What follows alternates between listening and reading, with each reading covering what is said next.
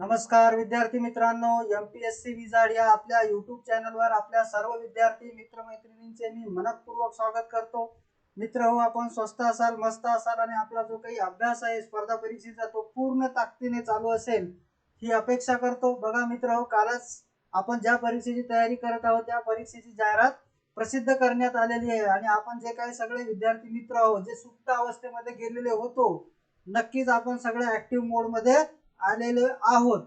आपल्या YouTube चॅनलच्या माध्यमातून जी काही PYQ विश्लेषण सिरीज आपण सुरू केलेली आहे ही सिरीज आपण कंटिन्यू करणार आहोत. सर्व टॉपिक सर्व क्वेश्चन्स डिटेल मध्ये याची चर्चा आपण या लेक्चर सिरीजच्या माध्यमातून करणार आहोत आणि या लेक्चर सिरीजच्या माध्यमातून जे काही डिस्कशन तुमच्यापर्यंत पोहोचेल याचा नक्कीच तुम्हाला तुमच्या अभ्यासासाठी तुमच्या परीक्षेसाठी फायदा होणार आहे. बघा, यापूर्वी आपण राष्ट्रीय उत्पन्न या घटकावर 2 भाग घेतलेले आहे आणि हा तिसरा भाग आज आपण घेत आहोत. बऱ्यापैकी राष्ट्रीय उत्पन्नावर साधारणतः 60 क्वेश्चन हे वेगवेगळ्या परीक्षेला आले होते आणि ते कुठले क्वेश्चन होते, कसे होते याबद्दल आपण निश्चितच चर्चा केलेली आहे. तर चला आजच्या लेक्चरला सुरुवात करूया मित्र. बघा, खालीलपैकी कोणती राष्ट्रीय उत्पन्नाची अंदाज पद्धती नाही, म्हणजेच राष्ट्रीय उत्पन्न मोजमापाबाबत कोणती पद्धती नाही. आणि गट क पूर्व परीक्षा 2018 चा क्वेश्चन आहे.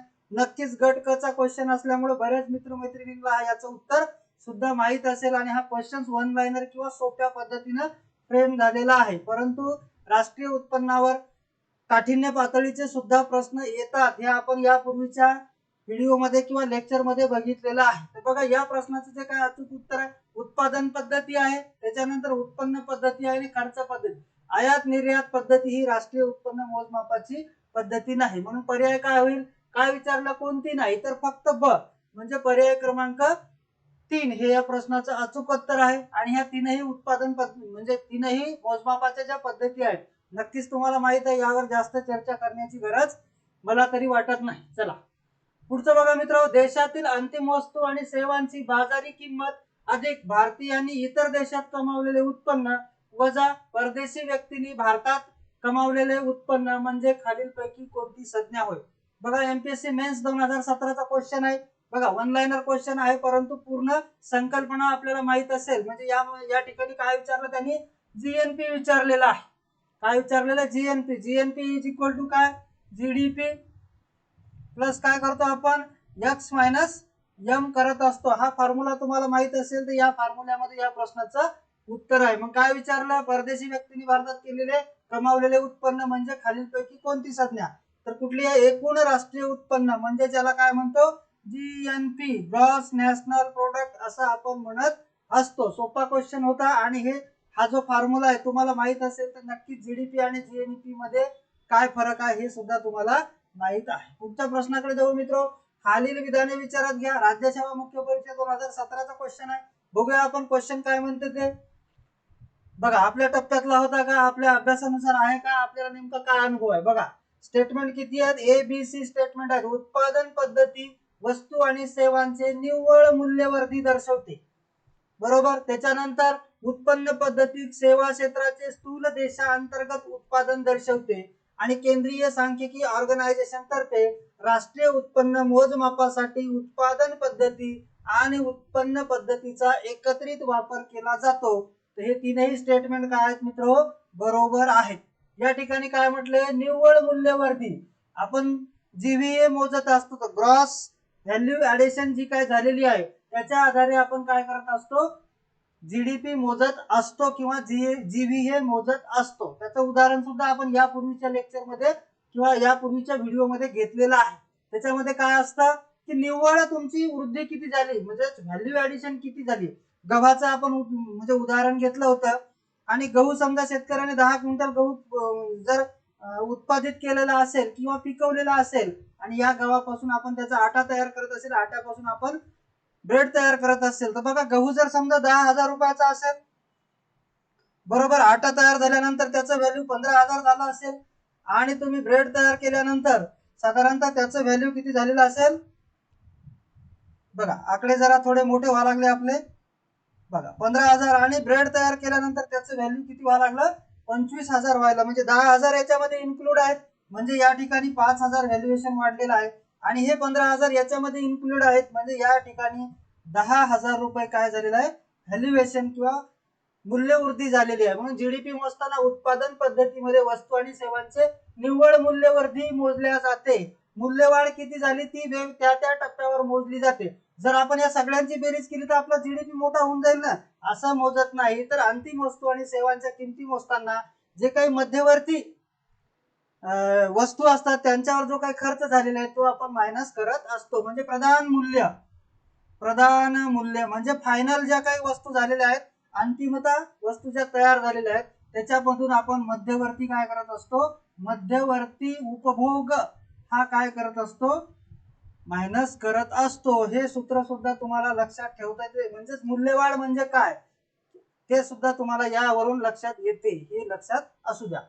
बघा दुसरं उत्पन्न पद्धती सेवा क्षेत्राचं बघा. भारतामध्ये राष्ट्रीय उत्पन्न मोजत असताना सीएसओ काय करते, कृषी आणि उद्योग क्षेत्रामध्ये उत्पादन पद्धतीच्या आधारे काय करते, राष्ट्रीय उत्पन्नाचं मोजमाप करते. म्हणजे ज्या क्षेत्रामध्ये वस्तूंचं उत्पादन होते त्या ठिकाणी उत्पादन पद्धती वापरल्या जाते. आणि सेवा क्षेत्राचं राष्ट्रीय उत्पन्न मोजत असताना उत्पन्न पद्धती वापरल्या जात असते. उत्पन्न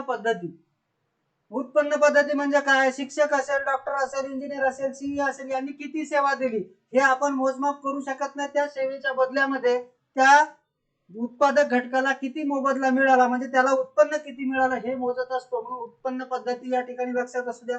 आणि सीएसओ बघा मापनासाठी उत्पादन पद्धत आणि उत्पन्न पद्धतीचा वापर करते. हा क्वेश्चन होता, याच्यावर डिटेल क्वेश्चन आलेला आहे.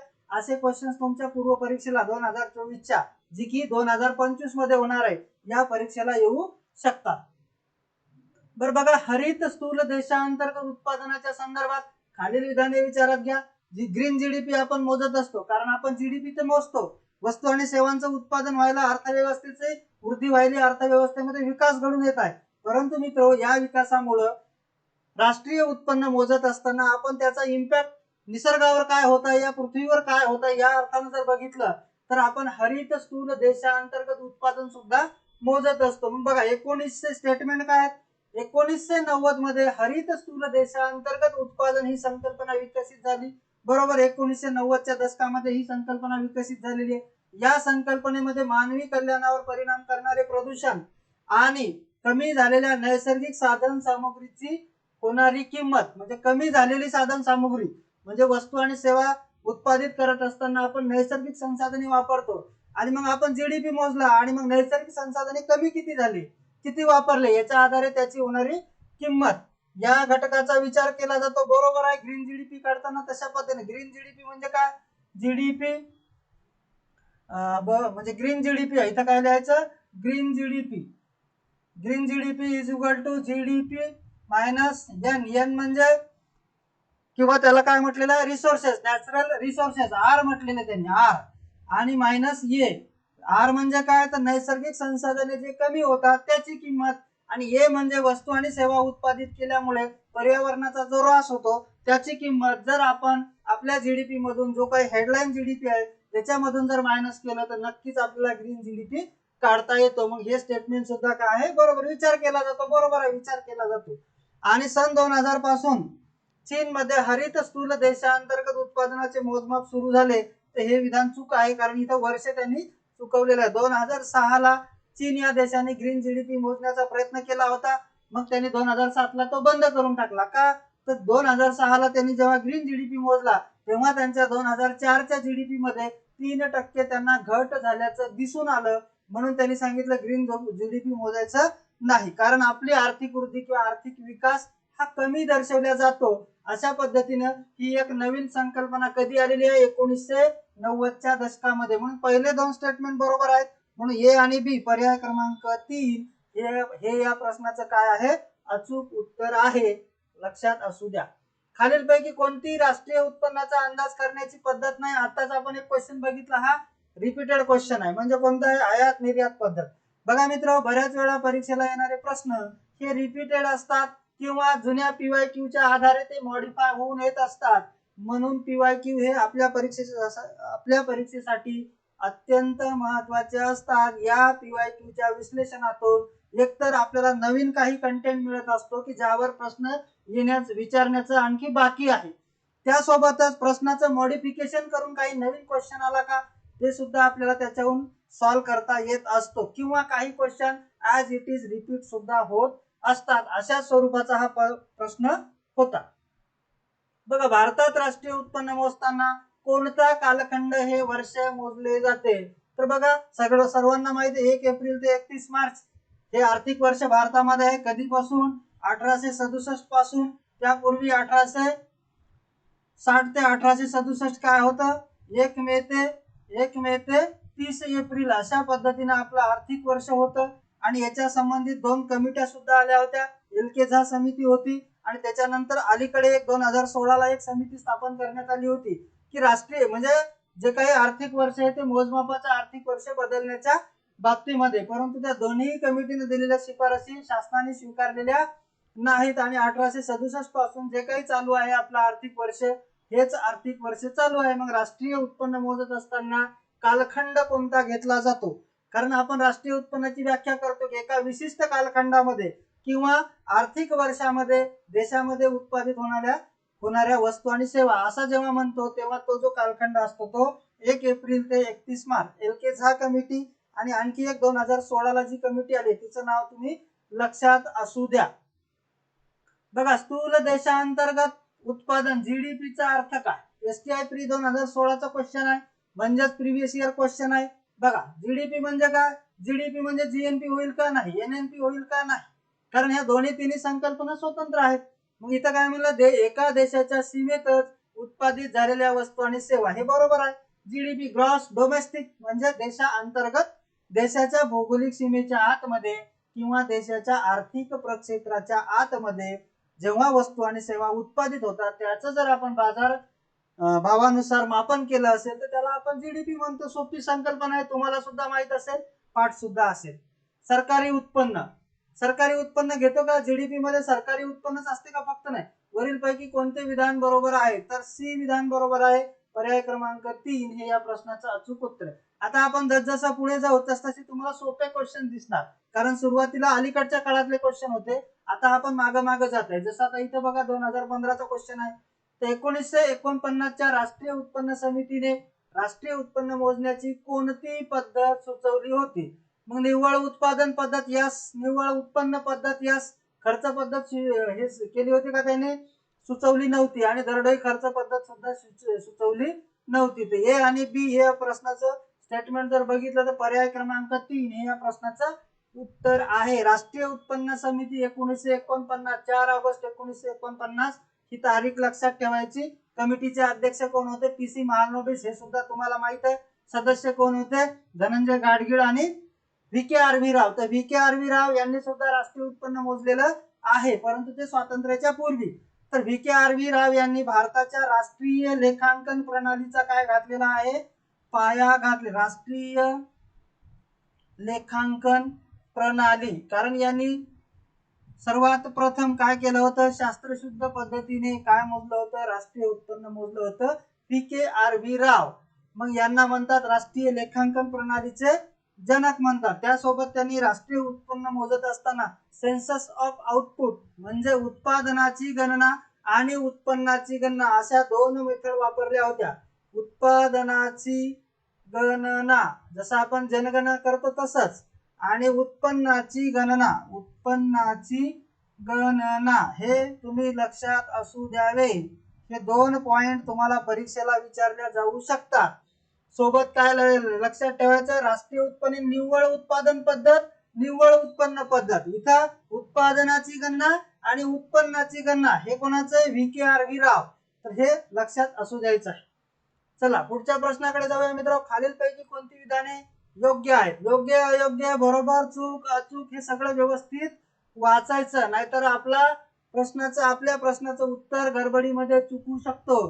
कारण आपल्याला एका तासामध्ये सगळा कार्यक्रम करायचा आहे. त्याच्यामध्ये 20 प्रश्न हे मॅथ आणि रिझनिंगचे आणि 15 क्वेश्चन हे करंटचे, सोबत 15 क्वेश्चन हे सायन्सचे सॉल्व्ह करायचे. अशा रीतीने एका तासामध्ये म्हणजे 60 मिनिटांमध्ये 100 क्वेश्चन सॉल्व्ह करत असताना अशा चुका होणं अपेक्षित असते आणि आयोग नेमका आपल्याला इथंच फसवू शकतो. म्हणून आपण पूर्णपणे 1 तास कॉन्सन्ट्रेट करून आणि एकदम सतर्कतेने पेपर सॉल्व्ह करायचा आहे. त्याच्यामुळे कन्सेप्ट डाटा जे काय असेल ते जेवढं रिव्हिजन करता येईल तेवढं तुम्ही करायचं आहे. कोणतं विधान बरोबर आहे? उत्पादन पद्धती वस्तू आणि सेवांची निव्वळ मूल्यवृद्धी दर्शवते. आताच आपण वरती क्वेश्चन बघितला होता. यस, मूल्यवर्धन. त्याच्यानंतर उत्पन्न पद्धतीत सेवा क्षेत्राचे स्थूल देशांतर्गत उत्पादन मोजते. बरोबर. सेवा क्षेत्राचं जे काही राष्ट्रीय उत्पन्न मोजतो तर तेव्हा आपण उत्पन्न पद्धती वापरत असतो. आणि राष्ट्रीय उत्पन्न मोजमापासाठी उत्पादन पद्धती आणि उत्पन्न पद्धतीचा एकत्रित वापर केला जातो. तिथं फक्त सीएसओ शब्द होता, इथं हेच स्टेटमेंट त्यांनी त्या प्रश्नामध्ये घेतलं, फक्त शब्द काय वाढवला? सीएसओ. आता इथं काय सरळ सरळ आहे, तर हे तीनही विधानं काय आहेत? बरोबर आहेत. वरील पैकी तीनही विधानं हे बरोबर आहेत, हे सुद्धा लक्षात असू द्या. क्वेश्चन कधीचा आहे बघा? राज्यसेवा मुख्य परीक्षा 2024 चा क्वेश्चन आहे. चला पुढचा प्रश्न बघा. समजा 2012 मध्ये उपभोग खर्च 12 कोटी आहे, त्याच्यानंतर गुंतवणूक खर्च तुमचा 8 कोटी आहे व शासनाने प्रकल्पावर केलेला खर्च 10 कोटी आहे आणि तुमचं काय आहे? निर्यात 5 कोटी आणि आयात 6 कोटी असेल तर तुमचे राष्ट्रीय उत्पन्न किती? सांगा बरं मित्र हो. कमेंट करायचं तुम्ही आणि याचं उत्तर सांगायचं. मी तुम्हाला याचा फॉर्म्युला सांगतो. पर्याय काय आहे? पर्याय क्रमांक 2 हे या प्रश्नाचं अचूक उत्तर आहे. आपण जेव्हा खर्च पद्धतीनुसार, कुठली पद्धत मित्र हो? खर्च पद्धतीनुसार जेव्हा आपण जीडीपी जीएनपी मोजत असतो तेव्हा काय करत असतो आपण? खर्च. कोणता खर्च? C plus I plus G कंसामध्ये एक्स मायनस एम अशा पद्धतीने एक फॉर्म्युला तुम्ही पाठ करून ठेवला असेल, त्याच्या आधारे तुम्हाला हे सॉल्व करता येईल. याचं जे उत्तर आहे ते तुम्ही कमेंट करायचं आहे. सी म्हणजे कंझम्पशन, उपभोग खर्च. उपभोग खर्च कोण करत असते? कुटुंब संस्था करत असते. त्याच्यानंतर हे काय आहे? गुंतवणूक खर्च. गुंतवणूक खर्च कोण करत असते? उत्पादक संस्था, उद्योजक संस्था, किंवा जसं कुटुंब संस्था आहे तशीच उद्योग संस्था सुद्धा असते, वस्तू आणि सेवा निर्माण करणाऱ्या. गव्हर्नमेंट एक स्वतंत्र एक घटक आहे. गव्हर्नमेंटचा खर्च सुद्धा इथे काउंट केला जातो. आणि एक्स मायनस एम म्हणजे एक्स म्हणजे निर्यात. काय काय निर्यात करतो रे मित्र आपण?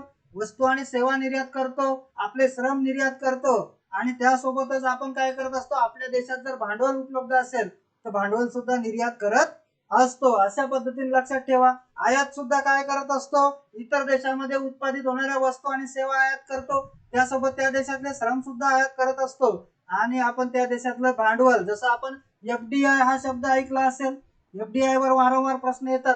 फॉरेन डायरेक्ट इन्व्हेस्टमेंट म्हणजे भांडवल सुद्धा येत असते. म्हणजे अशा 3 पद्धतीने आपण निर्यात करतो तसंच आयात करतो. मग एक्स आपला इथं निर्यातीचा दर्शवतो आणि एम हा आयातीचा दर्शवतो. याच्या आधारे आपल्याला याचं जे निव्वळ असते एक्स मायनस एम हे जे नेट असते हे नेट आपल्याला इथं खर्च पद्धतीनुसार कॅल्क्युलेट करायचं असते. त्याच्या आधारे आपल्याला जीएनपी काढता येत असतो. काय काढता येत असतो रे मित्र? GNP, gross national product. अशा रीतीने हा क्वेश्चन डील करायचा आहे. चला तुम्हाला व्यवस्थित समजला असेल, पुढे जाऊया. हरित स्थूल देशांतर्गत उत्पादनाच्या संदर्भात खालील विधाने विचारात घ्या. बघा स्टार केलेला क्वेश्चन आहे. असे क्वेश्चन सुद्धा आपण घेण्याचा प्रयत्न केलाय की नेमकं त्या प्रश्नामध्ये काय चूक होतं, जेणेकरून आपल्या परीक्षेला जर असे क्वेश्चन आले तर आपल्याला त्याला टॅकल करता आलं पाहिजे. म्हणजे जे आयोग क्वेश्चन रद्द करतो ते त्याच्यावर सुद्धा काही गोष्टी डिपेंड असतात असं मला म्हणायचं. आणि याच्यातून नेमकं क्लिअरिटी, कन्सेप्च्युअल क्लिअरिटी काय, शब्दाची मांडणी कशी चुकली हे आपल्याला शोधायचं असते. 1990 मध्ये हरित स्थूल देशांतर्गत उत्पादनाची संकल्पना विकसित करण्यात आली. बरोबर आहे. आताच आपण यापूर्वी क्वेश्चन बघितला. त्याच्यानंतर मानवी कल्याणावर परिणाम करणारे प्रदूषण आणि नैसर्गिक साधन सामुग्रीची कमी होणारी किंमत. बघा इथं तिथं चुकलेलं होतं. बघा नैसर्गिक साधन सामुग्रीची कमी होणारी किंमत नाही तर नैसर्गिक म्हणजे कमी झालेल्या नैसर्गिक साधन सामुग्रीची किंमत असा अर्थ आहे. नैसर्गिक साधन सामुग्रीची किंमत कशी कमी होईल? ती तर दिवसेंदिवस वाढेलच ना. इथं कमी नाही होणार. आपण जे वस्तू आणि सेवा उत्पादित करणार आहोत त्याच्यासाठी जे नैसर्गिक संसाधन वापरणार आहोत ते कमी होणार आहेत. मग कमी होणाऱ्या नैसर्गिक संसाधनाची किंमत, इथं असा शब्द पाहिजे होता म्हणून त्यांनी काय टाकलं? नैसर्गिक साधन सामुग्रीची कमी होणारी किंमत. असं नाही. आलं का लक्षात? तर लक्षात आला असेल. म्हणून हा क्वेश्चन काय झाला होता?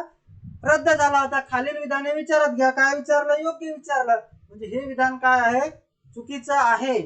हे विधान बरोबर आहे. 2000 पासून चीन मध्ये हरित स्थूल रेषेअंतर्गत उत्पादनाचे मोजमाप सुरू झाले तर नाही 2006 ला झाले होते. मग काय मित्र दोन्ही स्टेटमेंट चुकलेले आहेत. मग अ बरोबर आहे. आपल्याला विचारलं काय बरोबर, मग अ ऑप्शन कुठे आहे, ए ऑप्शन कुठे आहे, कुठंच नाही. पहिल्या याच्यात ए आणि सी, दुसऱ्या याच्यात बी आणि सी, तिसऱ्या याच्यामध्ये ए आणि बी आणि चौथ्या याच्यामध्ये सी फक्त. तर आपला हा क्वेश्चन काय केला, आयोगाने रद्द करून टाकला. या एका शब्दामुळे काही जुळलेलं नाही.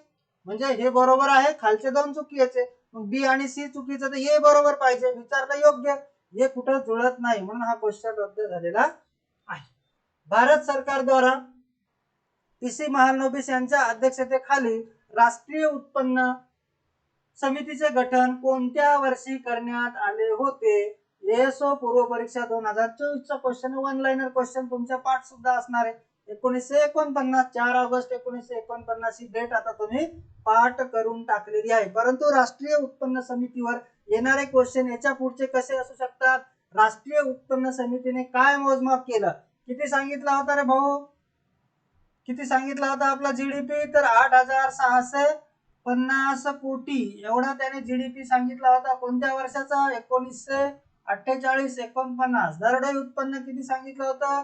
247, म्हणजे 246.90. पहिला अहवाल 1951, दुसरा अहवाल 1954. बरोबर. आणखीन काय सांगितलं होतं? कृषी क्षेत्राचा वाटा किती आहे? तर अर्ध्याच्या जवळपास आहे. अर्ध्याच्या काय म्हटलेलं आहे? जवळपास आहे. बर, या राष्ट्रीय समितीला जे आंतरराष्ट्रीय स्तरावरचे अर्थतज्ञ होते त्यांनी कोणत्या अर्थतज्ञांनी सहाय्य केलं असा प्रश्न आला तर या समितीचे सचिव कोण होते? सचिव कोण होते? R C Desai. R C Desai. त्याच्यानंतर सुद्धा यांनी राजीनामा दिल्यावर आणखीन एक सचिव आले होते. तर हे सुरुवातीचे लक्षात ठेवा, आर सी देसाई. त्याच्यानंतर कुठल्या कुठल्या अर्थतज्ञांनी या कमिटीला मदत केली किंवा एक सहाय्य केलं म्हणून, तर त्याच्यामध्ये सायमन कुझनेट्स, त्याच्यानंतर रिचर्ड स्टोन आणि डर्कसेन असे 3 अर्थतज्ञ होते. त्यांनी या समितीला काय केलेली होती? मदत केली होती. सायमन कुझनेट्स तुम्हाला माहित आहे, कुझनेट्स कर्व हा राज्यसेवा मुख्य परीक्षेला आलेले प्रश्न आहेत. सायमन कुझनेट्सनं काय केलेलं आहे? आंतरराष्ट्रीय स्तरावर सुरुवातीला काय केले? राष्ट्रीय उत्पन्न मोजमापाची पद्धत विकसित केलेली आहे. त्या कामासाठी म्हणजेच आर्थिक वृद्धीवरील संशोधन आणि राष्ट्रीय उत्पन्न मोजमापाच्या संकल्पना किंवा मोजमापाची पद्धत यासाठी त्यांना 1971 अर्थशास्त्राचं नोबेल प्राइज प्राप्त झालेलं आहे. हे सुद्धा माहित असू द्यावे. इतका डिटेल क्वेश्चन येईल नाही येईल मला माहित नाही, परंतु आपण जास्तीत जास्त डाटा कलेक्ट करून जायचं. भूक नसली तरी आपल्याकडे शिदोरी असावी असं म्हणतात. त्या पद्धतीने आपण जास्तीत जास्त अभ्यास करायचा आहे. पुढील पैकी कोणते विधान योग्य आहे? एसटीआय प्री 14 राष्ट्रीय उत्पन्न मोजमापात सध्या केंद्रीय सांख्यिकी संस्था 2005-6 चा आधारभूत वर्ष म्हणून वापरते. 2014 चा क्वेश्चन आहे बघा. इथं काय आलं होतं? 2015 पासून काय आलेलं आहे? 2011-12 हे वर्ष आलेलं आहे. मग या परीक्षेच्या दृष्टीने हे विधान काय होतं? बरोबर होतं. परंतु आता लागू पडेल का? नाही. 2015 पासून आपण बेस इयर काय केलेलं आहे? 2011-12. आणि कोणत्या समितीच्या शिफारशीनुसार? के सुंदरम असे कार्यगट होता, त्यांच्या शिफारशीनुसार केलेला आहे. आणि त्यापूर्वी कुठलं होतं? 2005-6 का? नाही, 2004-5 असं हे वर्ष आहे. हे लक्षात ठेवा. म्हणजे हे विधान काय? आधारभूत वर्ष. हे जे मी अगोदर सांगितलं बरोबर आहे तर बरोबर नाही. वर्ष काय आहे? 4-5 होतं, म्हणून हे स्टेटमेंट चुकीचं आहे. 4-5 हे 2010 ला स्वीकारण्यात आलेलं आहे आणि 11-12 हे आधार वर्ष 2015 ला स्वीकारण्यात आलेलं आहे. मग 2010 ला जेव्हा 4-5 स्वीकारलं तेव्हा कुठला कार्यगट होता? तर तेव्हा कार्यगट होता अभिजित सेन कार्यगट होता. आणि 2015 चा कार्यगट कुठला आहे? के सुंदरम कार्यगट आहे. आणि 2000 आता पुढे 2017-18 हे वर्ष सुद्धा बेस इयर असावे अशी सुद्धा शिफारस केली. कोणत्या समितीने केली हे तुम्ही कॉमेंट करायचं आहे किंवा कुठल्या कार्यगटाने केलेली आहे तर हे तुम्ही कॉमेंट करायचं आहे मित्र. आणि अद्यापपर्यंत 17-18 हे बेस इयर लागू करण्यात आलेलं नाही. आतापर्यंत 8 श्रेणी झालेल्या आहेत. किती श्रेणी झालेल्या आहेत मित्र? 8 श्रेणी ह्या झालेल्या आहेत बेस इयरच्या. मग कोणत्या कोणत्या श्रेणी होत्या? सुरुवातीला होतं 1948-49, नंतर आलं 1960-61, नंतर 70-71, नंतर 80-81, 80-81, त्याच्यानंतर आलं 93-94, 93-94, त्याच्यानंतर आलं 99 म्हणजे 1999, 2000, नंतर आलं 4-5 आणि नंतर आलं 2011-12. किती झाले बघा बरं, 1 2 3 4 5 6 7 8 म्हणजे 8 श्रेणी झाल्या. असा सुद्धा क्वेश्चन तुम्हाला येऊ शकतो. बेस इयरच्या आतापर्यंत किती शृंखला झालेल्या आहेत, तर 8वी शृंखला चालू आहे. 9वी कुठली येणार आहे, 17-18 अजून आलेली नाही, हे सुद्धा लक्षात ठेवायचं. बघा पूर्वी 2000-2001 आधारभूत वर्ष होतं, हे सुद्धा चुकीचं आहे, कारण 99-2000 हे काय आहे, आधार वर्ष आहे. म्हणून हे दोन्ही स्टेटमेंट काय आहे, तर या परीक्षेच्या दृष्टीनं कोणतं योग्य आहे, तर वरील पैकी कोणतंही योग्य नाही. पर्याय क्रमांक 4 हे या प्रश्नाचं अचूक उत्तर आहे. अशा पद्धतीने जर तुम्ही अभ्यास केला तर येणाऱ्या परीक्षेमध्ये नक्कीच आपल्याला यश मिळवून घेता येईल किंवा पोस्ट मिळवता येईल. नैसर्गिक मत्तेच्या मौद्रिक मूल्यामध्ये त्या वर्षात जो ऱ्हास झाला असेल त्याचे समायोजन एकूण राष्ट्रीय उत्पन्नाच्या आकड्याशी करण्याच्या पद्धतीला काय म्हणतात. हरित गृह परिणाम, हरित क्रांती, हरित ऊर्जा, तर त्याला हरित जीडीपी म्हणतात. पर्याय क्रमांक 4 हे तुमचं अचूक उत्तर असेल. काय म्हणतात, ग्रीन जीडीपी किंवा त्यालाच काय म्हणतात, हरित जीडीपी म्हणतात. म्हणून ह्या प्रश्नाचं उत्तर पर्याय क्रमांक 4 मध्ये जर हरित जीडीपी असतं तर तुम्हाला लिहिता आलं असतं. या 3 संकल्पना इथे लागू होत नाहीत. चला पुढच्या प्रश्नाकडे जाऊया मित्रहो. राष्ट्रीय उत्पन्न मापनाची कोणती पद्धत मूल्यवाढ पद्धतीशी संबंधित आहे. आताच आपण डिस्कस केलं, उत्पादन पद्धतीमध्ये व्हॅल्यू ऍडिशन मेथडद्वारे काय केलं जातं, वस्तू आणि सेवांच्या मूल्य मोजल्या जात असतं, म्हणजे मूल्यवाढ उदाहरण घेतलं होतं आपण गव्हाचं, ते लक्षात ठेवायचं, त्याच्यावरून तुमच्या लक्षात येईल. बाकी कुठल्याही पद्धतीमध्ये मूल्यवाढ मोजल्या जात नाही. आणि ही प्रवाह निधी पद्धत नाहीच, 3च पद्धत आहे, उत्पादन पद्धत, उत्पन्न पद्धत आणि खर्च पद्धत. एवढं आपण लक्षात ठेवायचं. तर उत्पादन पद्धतीमध्ये मूल्यवाढ लक्षात घेतली जाते. अर्थव्यवस्थेमधील क्षेत्रीय जी काही तुलना आहे, कंपॅरिझन आहे, ही करण्यासाठी सुद्धा उत्पादन पद्धत वापरल्या जाते, हे सुद्धा लक्षात ठेवायचं आहे. चला, भारतामध्ये राष्ट्रीय उत्पन्नाच्या मोजणीसाठी मापनासाठी कोणती पद्धत वापरली जात नाही. 2013 राज्यसेवा मुख्य परीक्षा बघा, तेव्हा कसे क्वेश्चन येत होते आणि आता कसे क्वेश्चन येतात. तर आपण जेवढा वेळ म्हणजे पोस्ट घेण्यासाठी लावू तेवढं आता काय होईल, आयोग पुढे पुढे जाणार आहे, डेप्थ मध्ये जाणार आहे. कोणती पद्धत लागू नाही, तर यापैकी नाही, या 3ही पद्धत काय आहेत, लागू आहेत. मग उत्तर काय येणार, यापैकी नाही. पर्याय क्रमांक 4 हे या प्रश्नाचं उत्तर आहे. चला पुढचा प्रश्न बघूया मित्र. पुढील 2 विधानापैकी कोणते योग्य आहे. STIMS 2013 चा क्वेश्चन आहे. नॅशनल सॅम्पल सर्वे ऑर्गनायझेशन स्थापना 1950 मध्ये झाली, बरोबर. आणि त्याची पुनर्रचना किंवा पुनर्गठन 1970 ला झालं, बरोबर. आणि कोणत्या समितीच्या शिफारशीनुसार या NSO ची स्थापना झाली होती, तर NSO ची स्थापना झाली होती राष्ट्रीय उत्पन्न समिती 1949. ज्याचे अध्यक्ष कोण होते, PC महालनोबिस अध्यक्ष होते. आताच आपण बघितलेलं आहे. तर त्या समितीच्या शिफारशीनुसार NSO ची स्थापना झाली होती 1950 ला आणि पुनर्रचना झाली होती 1970 ला. संस्थेच्या वार्षिक तकनिकी पुस्तकीत म्हणजे सर्वेक्षण, यात सर्व सर्वेक्षणाच्या निकालाचा सारांश दिलेला असतो. तर सर्व नाही, हे पुस्तक काढलं जातं NSO द्वारे. आता NSSO आणि CSO यांना एकत्रित करून काय केलेलं आहे, NSO नॅशनल स्टॅटिस्टिकल ऑफिस आता 2019 ला काय झालेली आहे, अशा पद्धतीने रचना झालेली आहे. मग सर्वेक्षण कोण काढतं, NSSO. पण त्याच्यामध्ये NSSO ने केलेले सर्व सर्वेक्षण येतात का, नाही. काही सर्वेक्षण तो स्वतंत्र सुद्धा डिक्लेअर जाहीर करत असतो. म्हणून दुसरं विधान जे आहे ते काय आहे, चूक आहे. मग काय विचारलं, योग्य काय, तर केवळ अ स्टेटमेंट योग्य आहे, ब स्टेटमेंट चुकीचं आहे, हे सुद्धा लक्षात असू द्या. चला पुढचा प्रश्न बघू मित्र. पुढील 3 विधानापैकी विचार करा कोणते योग्य आहे. बरोबर, कोणते योग्य आहे मित्र. भारताची जीडीपी वाढ 2009-10 च्या 8.4% पासून 2011-12 च्या 6.9% पावेतो व सुधारित अंदाजानुसार 6.5% पावेतो कमी झालेले आहे.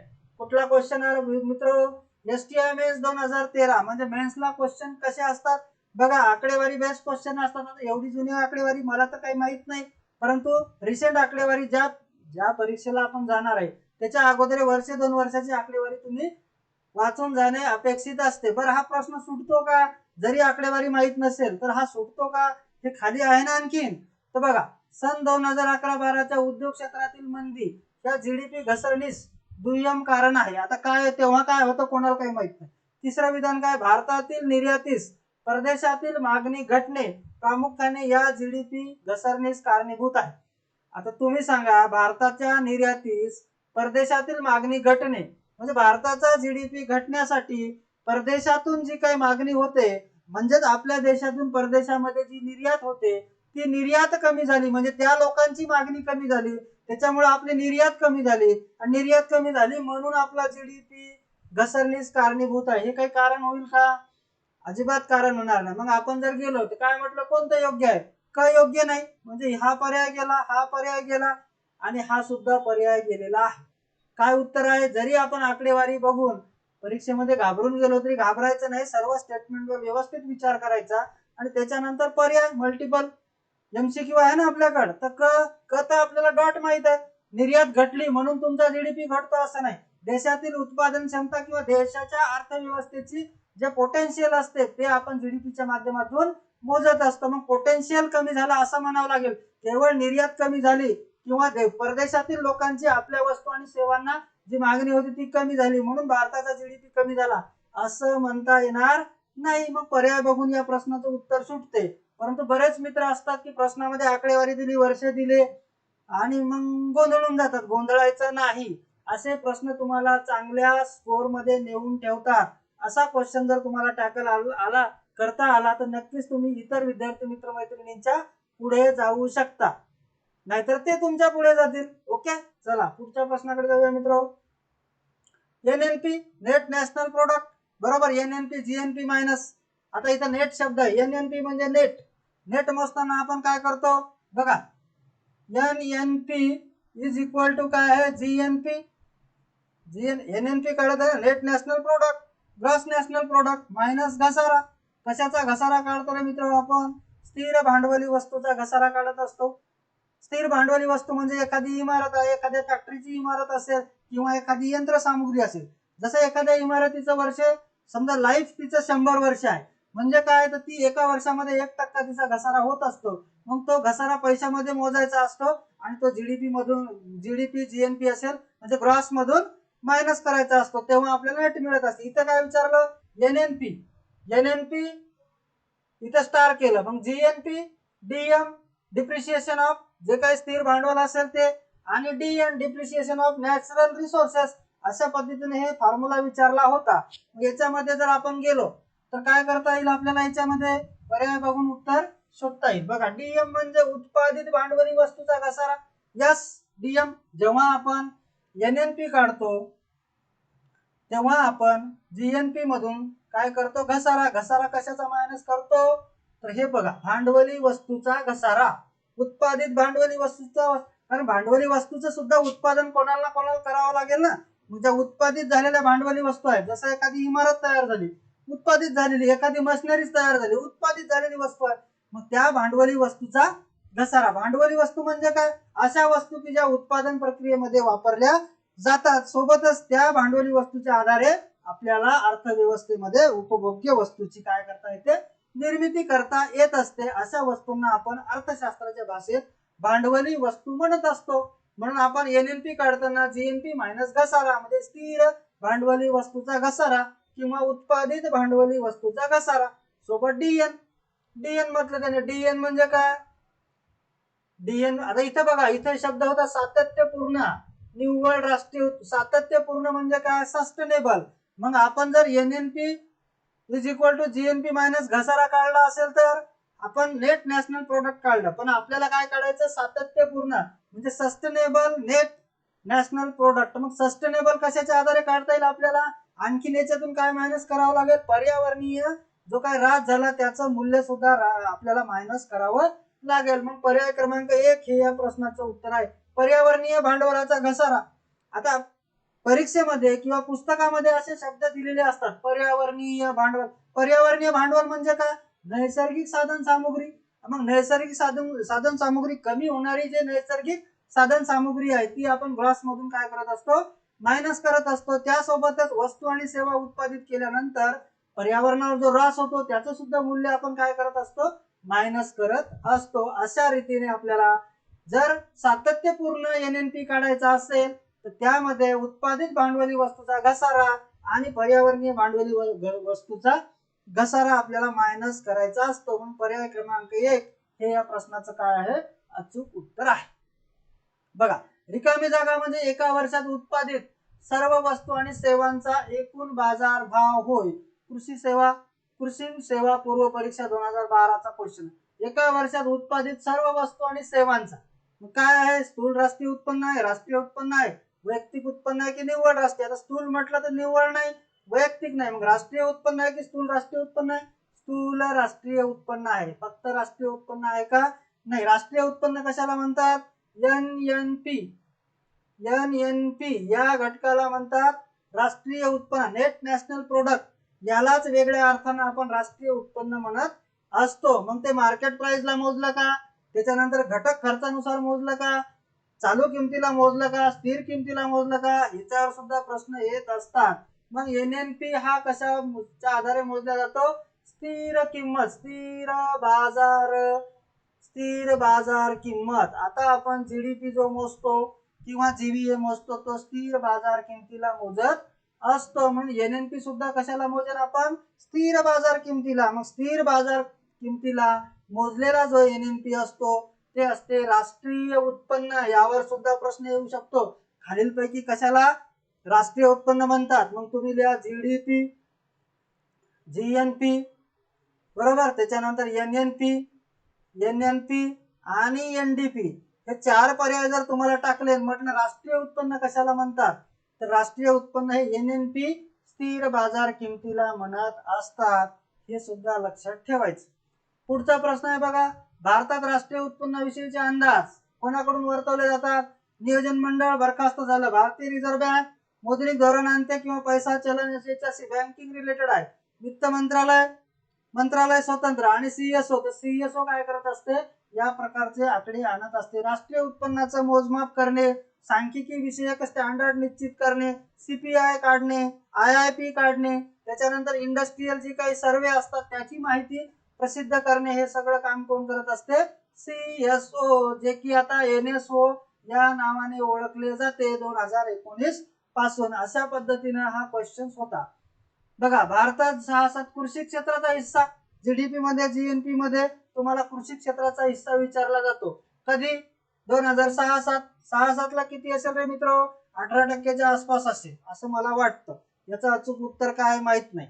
चला बघूया आपण 1950-51 जर विचार केला आपण तर कृषी क्षेत्राचा वाटा 53.1, उद्योग क्षेत्राचा 16.6 आणि इकडे तुम्ही जर सेवा क्षेत्राचा गेला तर 30.3. 6 आणि 1 7 आणि 3 10, म्हणजे 100% अशा पद्धतीनं तो वाटा होता. आता जर बघितलं आपण 2000 तुम्हाला विचारलं 24-25 किंवा 23-24 किंवा तुम्हाला विचारलं 22-23, काय सांगाल रे मित्र. GVA मध्ये वाटा हा उद्योग क्षेत्राचा साधारणतः 27-28% आणि इकडे 57 ते 59%.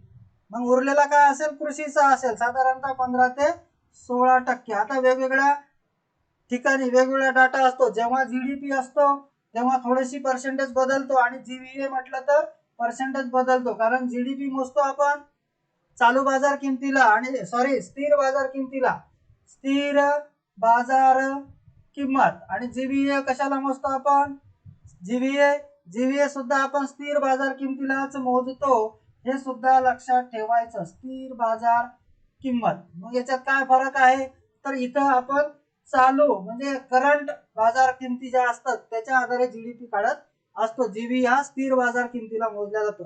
दोघांचं थोडंसं कॅल्क्युलेशन कमी जास्त होते. तर हे जे पर्सेंटेज आहे लक्षात ठेवा. सेवा क्षेत्र, उद्योग क्षेत्र आणि कृषी क्षेत्र. रोजगारामध्ये म्हटलं तर कृषी क्षेत्र रोजगार जास्त पुरवते आणि तुलनेनं त्याच्यापेक्षा कमी सेवा क्षेत्र आणि त्याच्यापेक्षा कमी म्हटलं तर उद्योग क्षेत्र. हे लक्षात असू द्यायचं. चला पुढचा प्रश्न. ठीक आहे मित्र, अशा पद्धतीने आपण राष्ट्रीय उत्पन्न या घटकावर जे काही PYQ आले होते ते 3 वेगवेगळ्या पार्ट मध्ये त्यांची विभागणी करून आपण सगळे क्वेश्चन्स डिस्कस केलेले आहेत. यामधूनच नवीन एखादा क्वेश्चन तुम्हाला फ्रेम होताना दिसेल परीक्षेला. तर मित्र, व्हिडिओ आवडला असेल तर लाईक करा, शेअर करा आणि आपलं जे काही यूट्यूब चॅनल आहे ते सबस्क्राईब करा. नक्कीच तुम्हाला या सिरीजचा आपल्या परीक्षेमध्ये चांगले मार्क घेण्यासाठी फायदा होणार आहे. तर मित्रांनो, या ठिकाणी आपण थांबूया. धन्यवाद.